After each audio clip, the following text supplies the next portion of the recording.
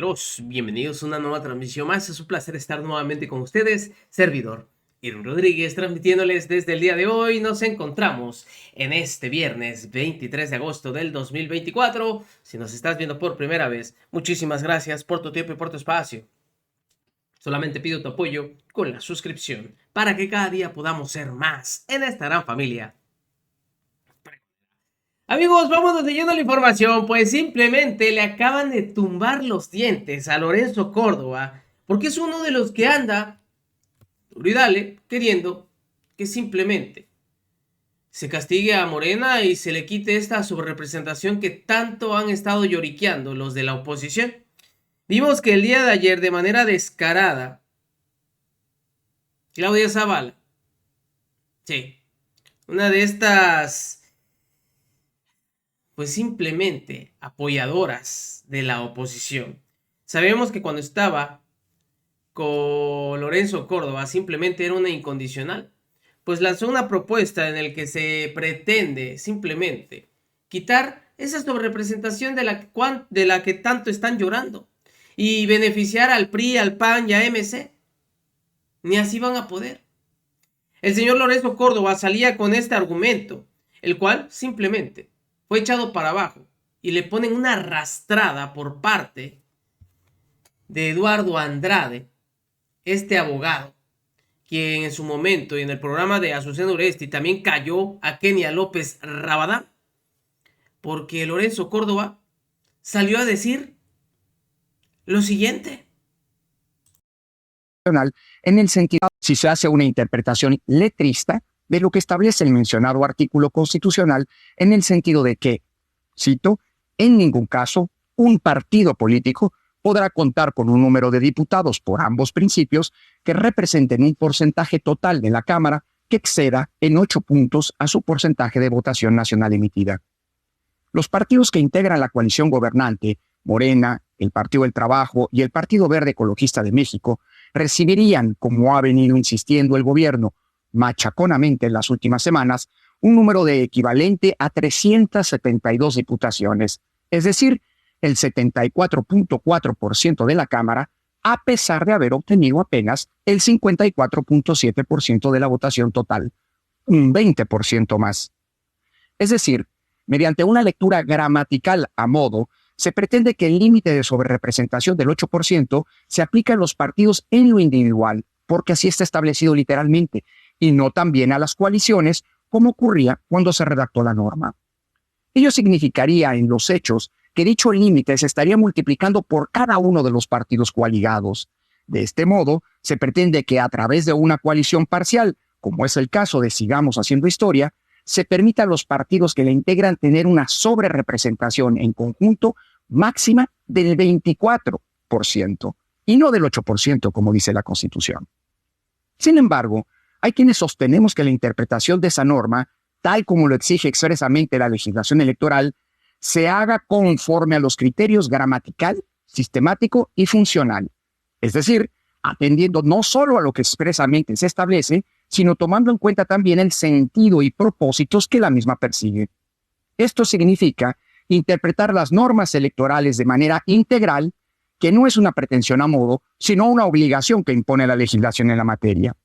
Así, al aplicar esta norma, no puede dejar de tomarse en cuenta que lo que se buscaba cuando fue establecida por la reforma de 1996, junto a la prohibición de que ningún partido pueda tener más de 300 diputaciones por ambos principios, era que todo cambio constitucional que requiere de las 2/3 partes de los votos en cada Cámara del Congreso, cito, deba contar invariablemente con el apoyo de legisladores de más de un partido político, tomando en cuenta que entonces a las coaliciones se les consideraba como si fueran un mismo partido.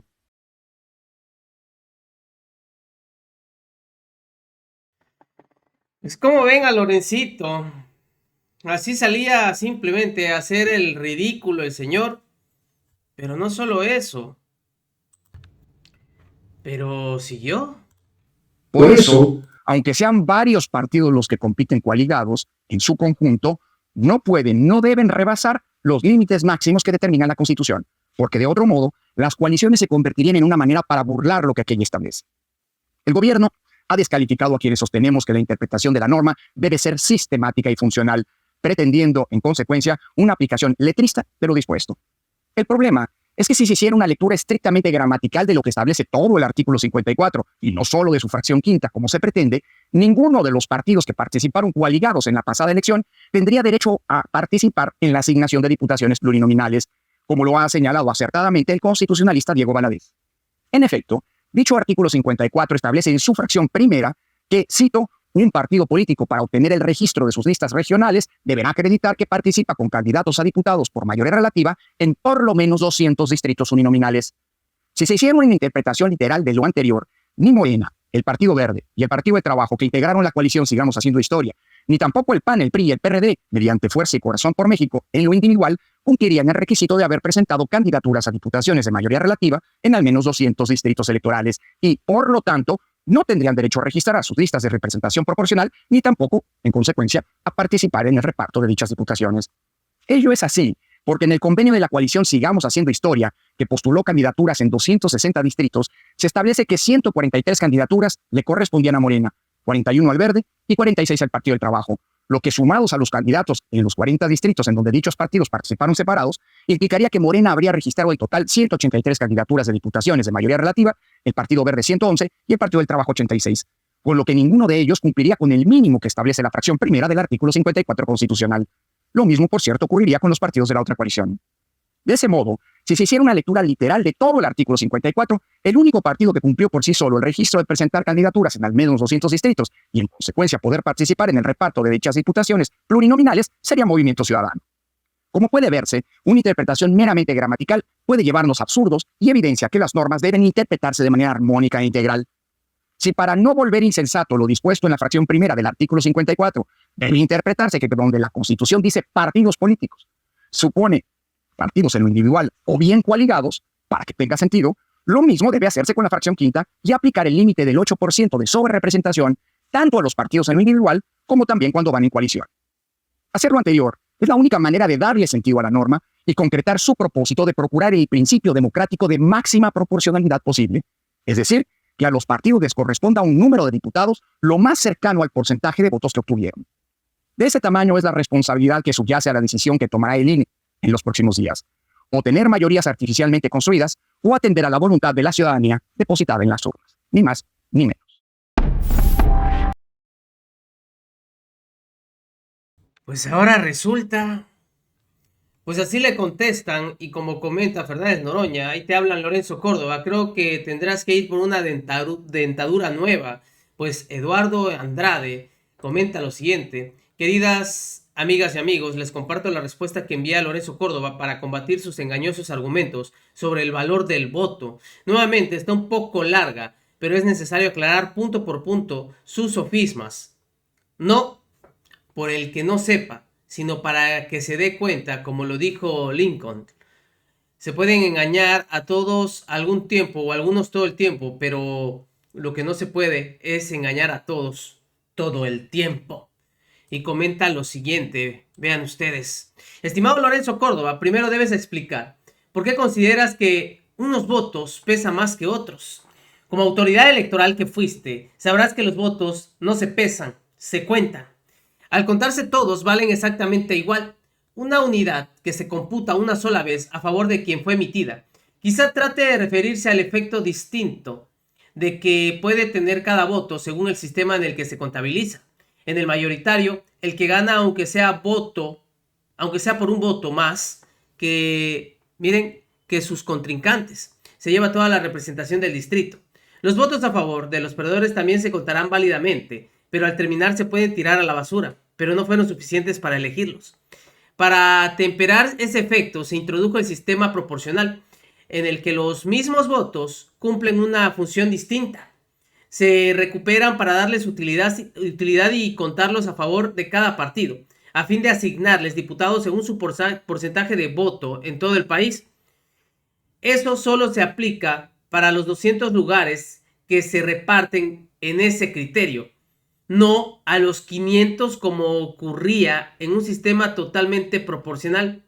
Parece que tú pugnarías porque tuviéramos un sistema así, pero sabes perfectamente, porque has aplicado sus reglas, que el nuestro no es totalmente proporcional, sino mixto. Las victorias logradas en cada distrito no tienen nada que ver con el concepto de proporcionalidad.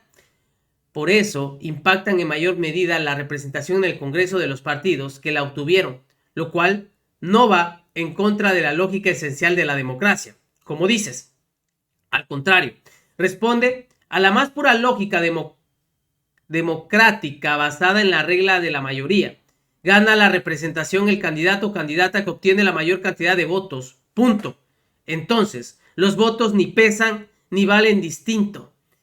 En mi manual de Derecho Electoral publicado por el INE bajo tu presidencia y prologado por José Woldenberg, explico eso con mayor amplitud. Ándele pues. Muy bien explicado, gracias. Se le sabe, gracias a usted.